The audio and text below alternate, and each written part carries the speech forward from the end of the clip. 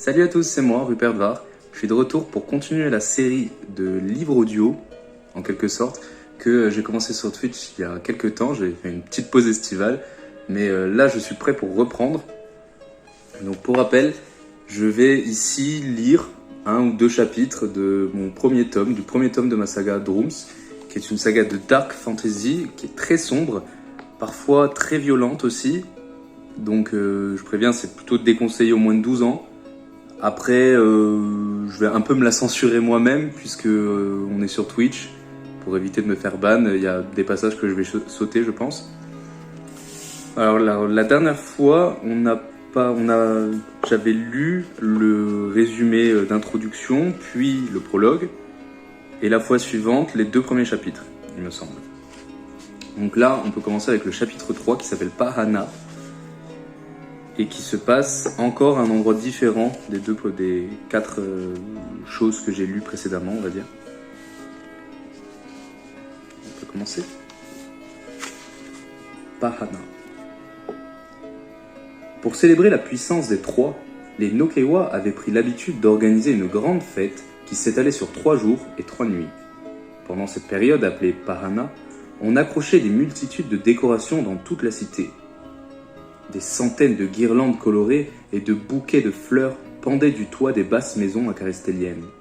Malgré la tendance générale qu'avait la foi divine à s'estomper, Pahana, qui se déroulait au mois de Mémos, était une période très appréciée des Nosvaciens. Tandis que chaque soir dépassait le précédent en musique et festivités, le roi d'Acaristel lui-même organisait dans le château une grande soirée dansante pour clôturer la période de fête. Cette soirée était appelée la nuit d'Ivan. Le château, sur lequel veillait la gigantesque statue du roi aux yeux d'argent, était protégé par une imposante muraille. Bien que moins majestueuse que les murs extérieurs de la cité, elle était entourée de profondes douves qui la rendaient infranchissable. À l'intérieur, la grande cour accueillait pour l'occasion des dizaines d'artisans qui bâtissaient les futures estrades pendant que les serviteurs dressaient les immenses tables qui accueilleraient les estomacs affamés des hautes gens d'Acaristel. Le château était composé de 3 grands bâtiments. Dans celui de gauche se trouvaient les cuisines, la menuiserie, les écuries, la forge. Celui de droite abritait les appartements des chevaliers de la garde. Enfin, au centre, bien en évidence, trônait le palais royal. De son immensité, il surpassait de loin tout ce qui l'entourait. Comme son nom l'indiquait, il abritait les appartements du roi Nial et des dignitaires de la cour. Pour célébrer l'ultime nuit de Pahana, tout le château avait été décoré par les meilleurs fleuristes de la région. Plus à l'ouest, dans une grande maison à la devanture modeste, un homme d'une taille imposante enfilait ses bottes en sifflant dans son salon, son visage partiellement caché par ses longs cheveux noirs et raides. Il les repoussa vers l'arrière, permettant à son regard vigilant de se poser sur son fils qui le fixait intensément. Lorsque l'homme se leva brusquement, l'enfant parut surpris de sa taille et de sa droiture. Elle, la voix venait d'une autre pièce. « Ça y est, tu es prêt ?»« Oui, » mentit l'enfant.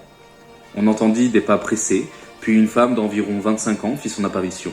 Elle remarqua que son fils était encore complètement nu et l'attrapa par l'épaule.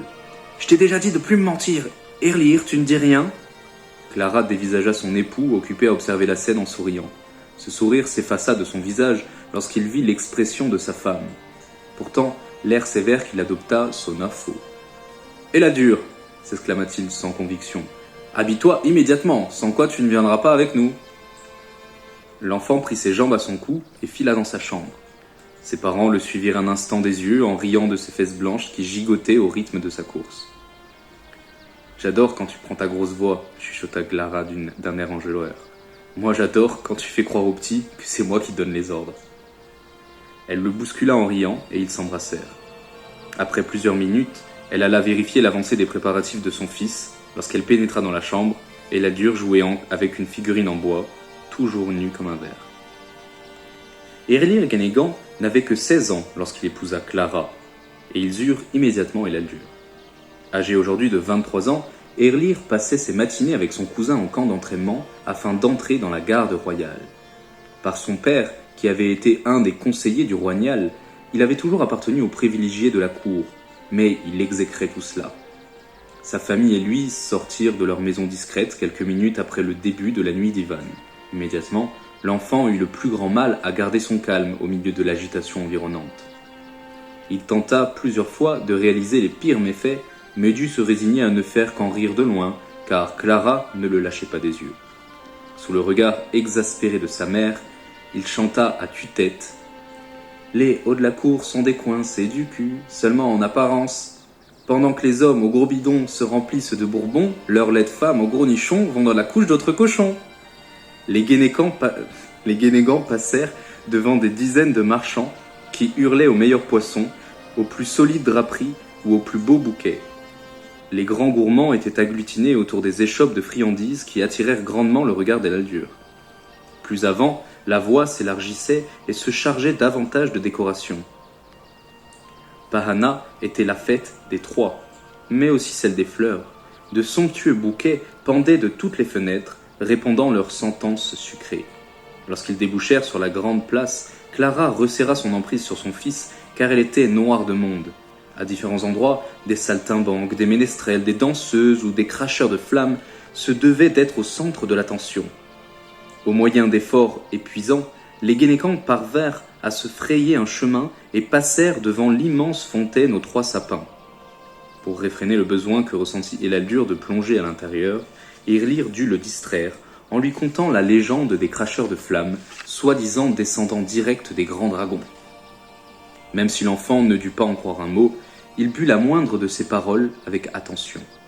Lorsqu'ils quittèrent la place, ils continuèrent de longer l'allée aux Palines. Cette partie d'Acarestel, à l'est de la place, était considérée comme le quartier le plus riche de la cité. Un chevalier en armure vint à leur rencontre. Sur son caparaçon blanc, un triangle à l'envers était incrusté d'un N doré en l'honneur du roi Nial. Erlir Guénégan, se présenta le Droum sans entrain, fils de Frelin Guénégan, ancien conseiller de Sa Majesté. Le garde ne prit pas la peine de feuilleter sa liste de noms. Il inclina la tête poliment. Messire Guénégan, Dame Guénégan, sa bienveillance, suzerain et roi Nial d'Acaristel, vous accueille et vous souhaite une agréable nuit d'Ivan. Tu parles. Erlir dépassa le garde sans rendre son salut. Il passa le pont-levis et pénétra dans le château. Excité comme un puceron, Eladir s'éloigna spontanément lorsqu'il repéra quelques enfants avec qui jouer. Erlir commença par saluer rapidement les quelques personnes qu'il reconnut, comme l'usage l'entendait, puis s'assit à une table où discutaient des dizaines d'hommes ventripotents. Il était décidé à ne parler à personne d'autre. Son épouse, quant à elle, s'immisça dans les conversations des femmes de rang, et s'il n'était pas dans leur habitude de converser avec des femmes de petite richesse telles que Clara, elles eurent la décence de ne pas montrer leur désintérêt. Lorsqu'ils virent qu'Erlir restait dans son coin sans profiter de la fête, 3 hommes d'une trentaine d'années le rejoignirent et l'invitèrent à boire en leur compagnie. Le Droum, bien que décidé à ne pas profiter du moindre instant de cette soirée idiote, ne pouvait résister à l'appel de l'alcool. Il avala 1, puis 2 bières, et finit par accepter le fût de vin qu'on déposa devant sa bouche. Enivré, il se détendit un peu. Un bruit de cor et de trompette retentit. La foule se calma, et on identifia la source de cette mélodie. Les chevaliers de la garde se placèrent en rang, face à face, l'épée tendue de manière à former un tunnel protégé. Gadril, le chef de la garde, inspecta sévèrement leur posture, en corrigea quelques-unes et regagna sa propre place. Un autre éclat retentit, suivi d'une pluie de percussions, et les portes du château s'ouvrirent. Nial en sortit, tout sourire. Les applaudissements grondèrent. Escorté de ses conseillers, le roi emprunta le tunnel d'un pas cérémonieux et rejoignit son trône, bâti pour l'occasion au centre des festivités. « Avant tout, lança-t-il brusquement, je souhaite remercier ma garde et le commandant Gadril. Je voudrais également remercier les artisans qui ont travaillé d'arrache-pied pour nous octroyer confort et loisirs en cette nuit d'Ivan. » Les artisans en question se gonflèrent d'orgueil.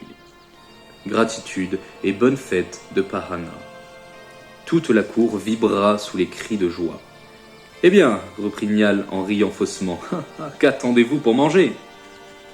Il y eut un sursaut de surprise. Sur les tables, des multitudes de plats avaient été disposés sans qu'on les remarque. Les enfants profitèrent de leur petite taille pour se faufiler près des mets, et l'Aldur réapparut près de l'une d'elles. Il attrapa les meilleurs morceaux de chaque plat, puis disparut à nouveau. De sous la table, on vit surgir sa main d'enfant qui tapota la surface. Elle se saisit d'un boc de bière et se volatilisa.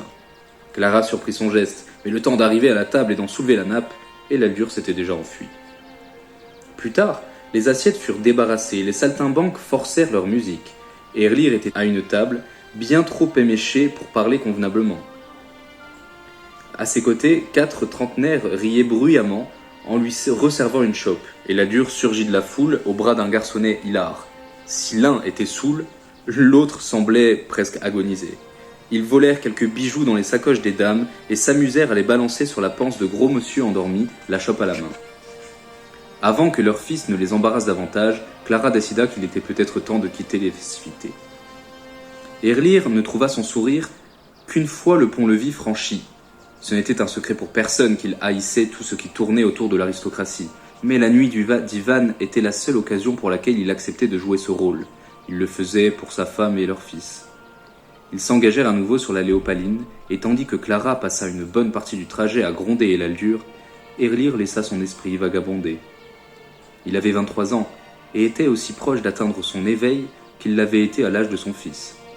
Qu'est-ce que les précepteurs attendaient pour le laisser enfin s'ouvrir à l'art ? Un hurlement déchira le silence de la nuit.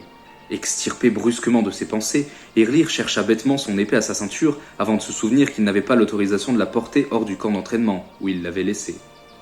Clara resserra son emprise sur son fils et lança un regard lourd de sens à son époux. Il fit l'opposé de ce qu'elle espérait. Le Droum quitta la Léopaline pour s'engouffrer dans une ruelle secondaire, ses sens en alerte. Le silence de la nuit lui permit d'entendre presque parfaitement le murmure de 2 hommes. Il progressa vers la source du chuchotement, d'un pas aussi discret qu'il le pouvait. La ruelle formait un angle droit et juste au-delà, les 2 hommes parlaient toujours dans un murmure. Son cœur battait si fort dans sa poitrine qu'il se demanda si les 2 intrus n'étaient pas en mesure de l'entendre. Il chercha son courage dans une grande inspiration, puis prit le virage. Il n'y avait pas 2 hommes au milieu de cette ruelle, mais 3. Tandis que ses yeux s'habituèrent à l'obscurité, Erlir remarqua que le 3e était immobile au milieu d'une mare de sang.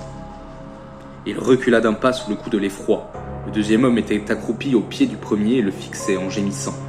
Celui debout, gigantesque, une longue dague sanglante à la main, chuchota « Tu n'aurais jamais dû tenter de jouer les malins, grand lame. »« Ça n'a jamais été dans mon intention, je te le jure.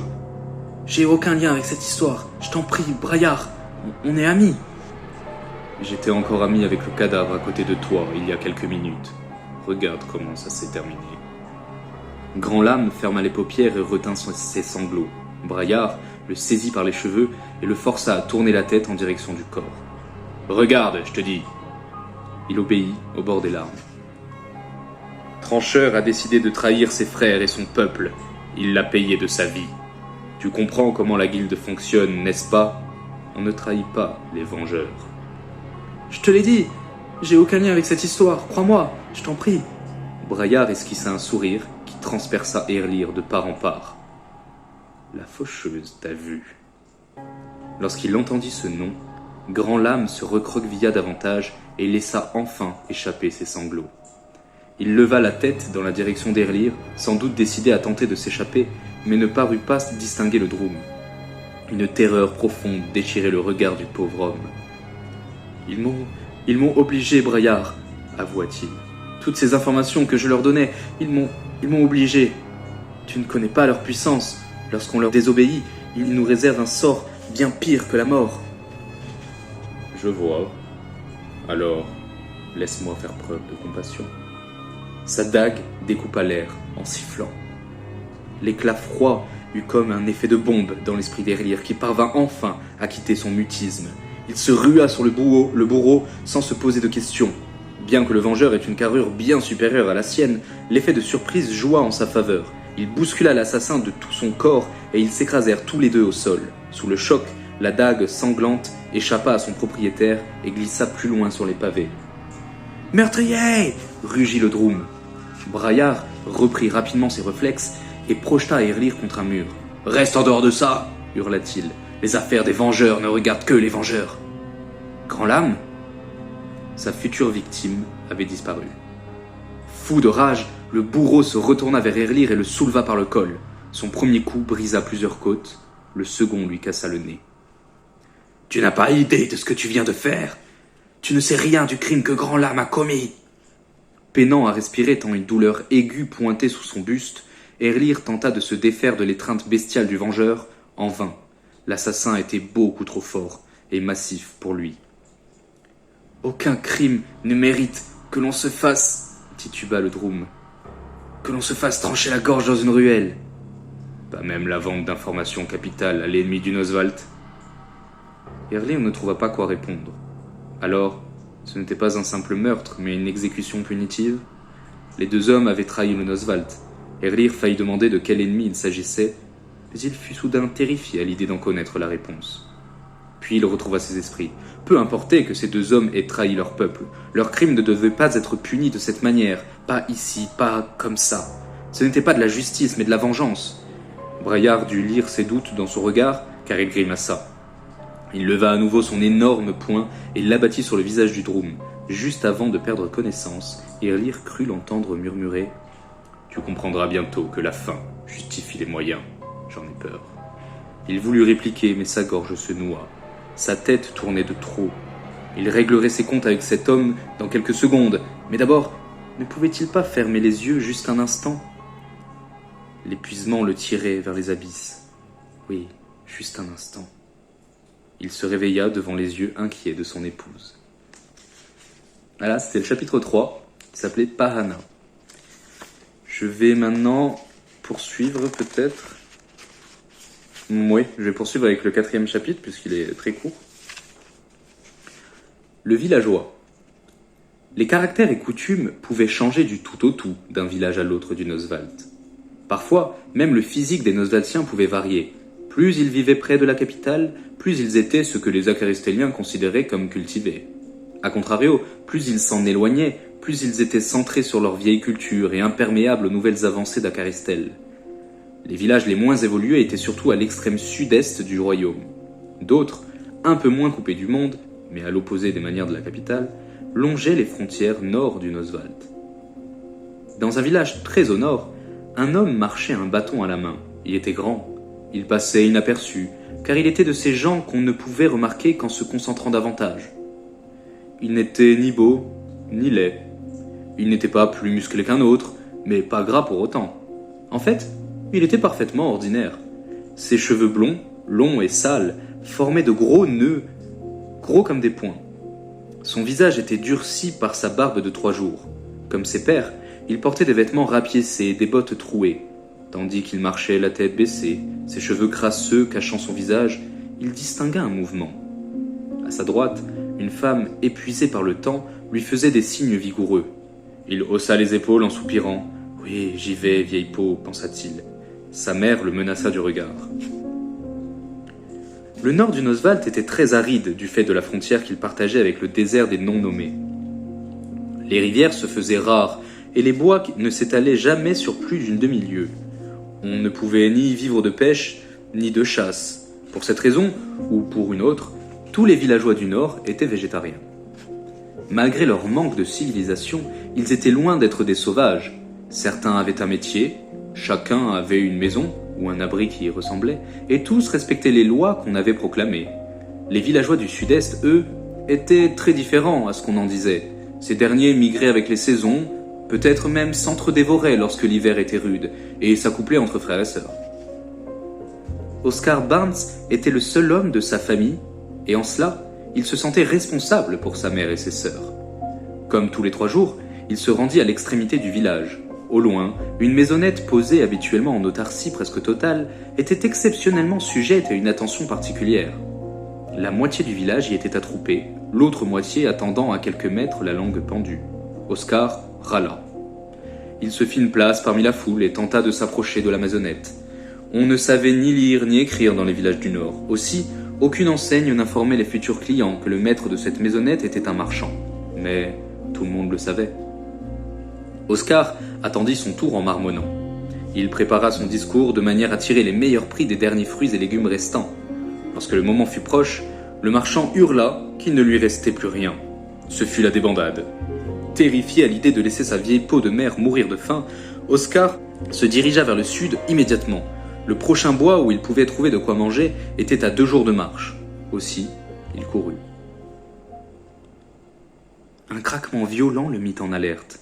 Oscar était épuisé. Il avait couru 2 jours et 1 nuit et ne s'était reposé que le temps de sa cueillette. Les bras et 2 besaces pleines de fruits, il passait les premières maisonnettes de son village étrangement désert. Un second craquement retentit, presque immédiatement suivi d'un hurlement. Il réagit. Il lâcha ses fruits et ses besaces, détacha son bâton de son dos et courut vers le centre du village. À bout de souffle, Oscar prit un virage serré et aboutit sur la place centrale. Il ne put s'empêcher de hurler. Partout, une centaine de villageois rampaient sur le sol pour y cueillir leur dernier souffle, une autre centaine l'ayant déjà usé. La terre s'imbibait d'un liquide rouge aux odeurs féreuses. Oscar s'avança en tremblant. Par mégarde, il piétina un cadavre dont les os craquèrent sous ses bottes. Il pensa alors à ses sœurs. Il courut à une vitesse folle, comme si les feux de l'enfer étaient à ses trousses. Il ne trébucha pas, pas même lorsqu'un agonisant tenta de lui saisir la jambe en râlant. Il filait tel le vent du sud, ses cheveux balancés par paquets. Un homme sans aume apparut devant lui. Il sortit d'un nuage sombre, comme si c'était la chose la plus logique à faire. Il tenait une épée. Il était donc hostile. À nouveau, Oscar fila en un instant. Surprenant le chevalier en armure, il l'assomma d'un coup de bâton, puis s'acharna sur son corps inconscient. Il était enragé, il ne pouvait plus contrôler ses coups. Il frappait avec la force du désespoir. Il était terrifié, mais il continuait. Un éclair brûla sur sa droite. Puis, à nouveau ce craquement sinistre. L'air s'emplit d'une odeur de soufre.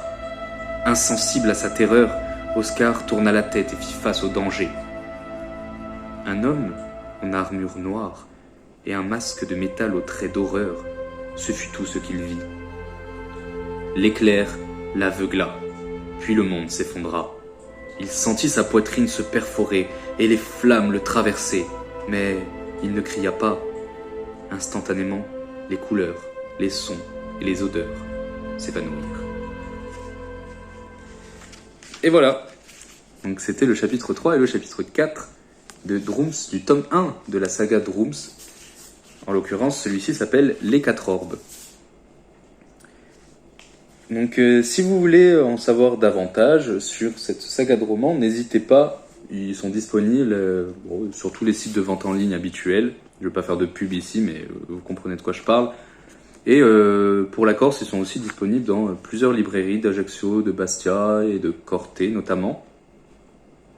Donc là, j'ai lu une partie du tome 1, publié aux éditions Piumaginaire. Il y a également le tome 2, qui s'appelle La source et l'outil. Et là, j'ai fini d'écrire depuis un certain temps déjà le tome 3, qui sortira peut-être l'année prochaine ou l'année suivante, on verra, aux éditions Piumaginaire. Et donc pour ceux qui l'auront pas encore compris, le monde dans lequel se développe cet univers, est le même que celui du jeu de rôle en actual play qui se joue sur cette même chaîne Twitch et YouTube. Donc voilà, l'un dépend de l'autre, mais il n'y a pas vraiment de spoiler. Donc vous pouvez commencer par les livres, vous pouvez commencer par l'actual play, c'est pas un problème. En tout cas, au début de l'actual play, il y a vraiment pas de spoil. Après, dans le livre 2, il commence à y avoir des spoils, mais bon, c'est dans très longtemps, donc il n'y a pas de problème. Voilà, je pense que c'est tout pour aujourd'hui. Merci beaucoup. À bientôt.